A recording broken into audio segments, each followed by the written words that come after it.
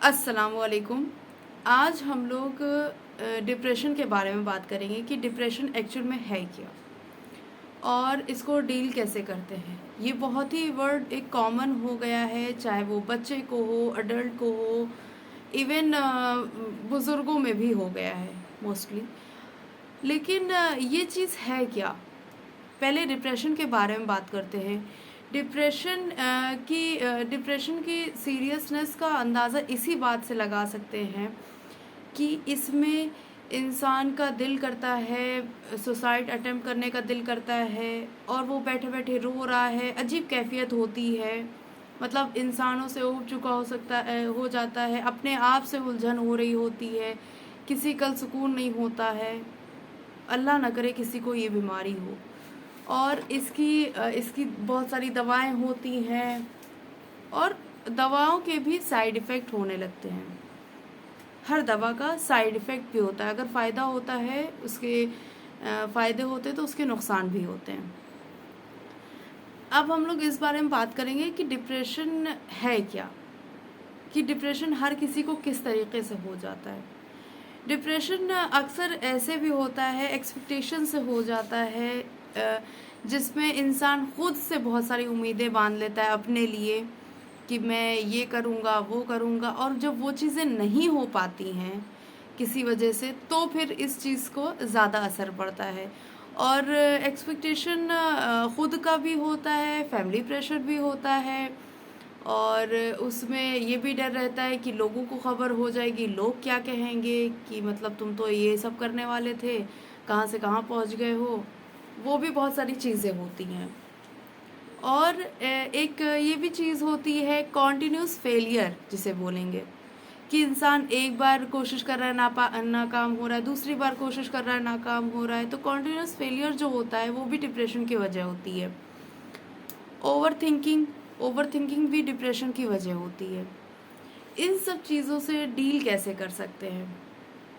देखिए, जब हम दुखी होते हैं, जो कि ह्यूमन नेचर होता है, इंसान खुश होता है, दुखी होता है, तो जब हम दुखी होते हैं तो हम अपना जो प्रेजेंट सिचुएशन होती है उसमें तो दुख होता ही है, साथ में उस चीज़ को कंटिन्यू करने के लिए, क्योंकि दुख में भी मज़ा है।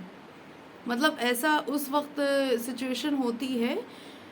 मज़े का मतलब ये है कि दुख को बढ़ाते हैं। ये चीज़ हम लोग अपने दिमाग से कर रहे होते हैं कि दुख को किस तरीके से बढ़ाएं। सैड सॉन्ग सुनते हैं और वर्स्ट सिचुएशन याद करते हैं, जो अपनी लाइफ में वर्स्ट सिचुएशन रही हो उस चीज़ को याद करते हैं, रोते हैं उस चीज़ को याद करके। और कभी कभी तो ओवर थिंकिंग का ये भी नतीजा होता है, जो एक्चुअल में कभी हुआ भी नहीं होता है, उस चीज़ को भी याद करके रो रहे होते हैं, या सोच के कि अगर ऐसा हुआ होता तो कैसा होता, वो सोच के भी इंसान रो रहा होता है। तो और इसमें फैमिली प्रेशर भी बहुत ज़्यादा होता है कि वो है ना कि इंसान को गैरों की बातें उतनी ज़्यादा बुरी नहीं लगती जितनी अपनों की बातें बुरी लगती हैं।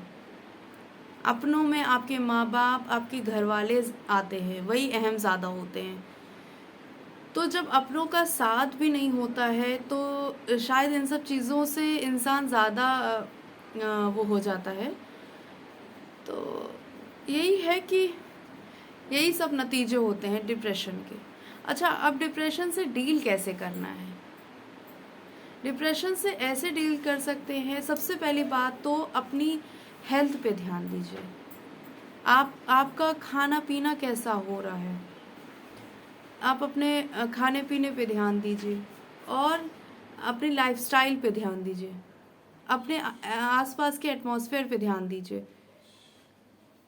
इन सब चीज़ों से भी डिप्रेशन से डील किया जाता है। आप जिस तरीके से आपका दिमाग और आपकी बॉडी हेल्दी रहेगी तो आपको डील करने में भी आसानी होगी। और हमेशा ओवर सोचने से बचिए, ओवर थिंकिंग से बचिए, ये ज़्यादा हार्मफुल हो सकती है। अच्छा, हम लोगों में एक चीज़ कही गई है कि मौत को याद करते रहिए। हम लोगों का मतलब है, मुसलमानों में अक्सर ये चीज़ कहा जाता है कि मौत को याद करते रहिए। उसका कहने का यही मतलब है कि मौत को याद करते रहिए। तो मतलब जो आपका आज का दिन है, इसको हम लोग किस तरह से बेहतर बना सकते हैं अपने कल के दिन से।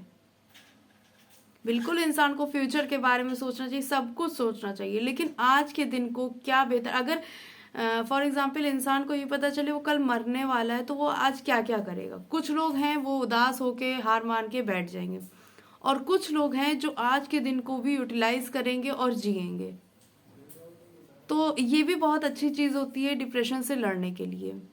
हमेशा अपने दोस्तों को या अपने जिन लोगों के पास आप बैठते हैं उसका ज़रूर ध्यान रखिए कि आप कैसे लोगों के साथ उठते बैठते हैं। उसका बहुत ज़्यादा असर पड़ता है, किस तरीके के वो लोग हैं, वो किस तरीके की बातें करते हैं, बिचिंग करते हैं या फजूल की बातें करते हैं, या कुछ नया इन्वेंट करने की, कुछ नया इनोवेट करने की कोशिश करते हैं, किस तरीके की बातें करते हैं। तो हमेशा ऐसे लोगों के पास बैठिए।